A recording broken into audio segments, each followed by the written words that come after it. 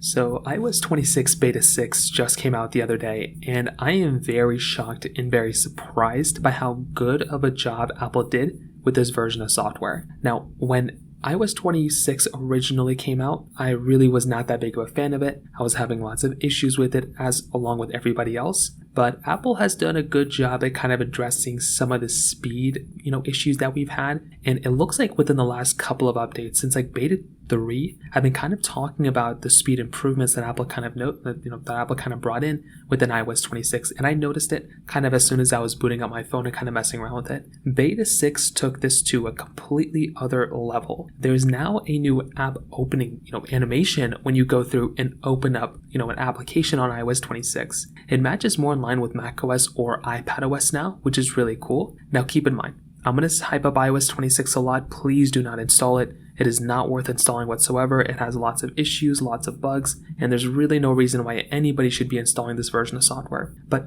I say that and I kind of tell you that I still think iOS 26, if Apple can kind of fix some of these issues and problems that they're having, this version of software, iOS 26 Beta 6, is probably the best version of iOS 26 so far. And if they can just focus on the stability, that's all they need to do. Now, I do think when I kind of take a look at iOS 26, it also does kind of look to me that Apple did overall a pretty good job of kind of improving the speed, but the glitches are still kind of there. There are still little tiny things all over the place. I'm not expecting those glitches to go away anytime soon, but hopefully, sooner rather than later, Apple can kind of go through and kind of fix some of those small types of issues. I think that would be one of the bigger things that we'd kind of take a look at. Otherwise though, I think Apple is doing a really good job. I like Beta 6 too because they dropped Beta 5 last week and they just dropped Beta 6 today. And the fact that they dropped these betas within a week, that is what we need. We need a new beta like every week. We cannot afford to wait 3 weeks in between updates.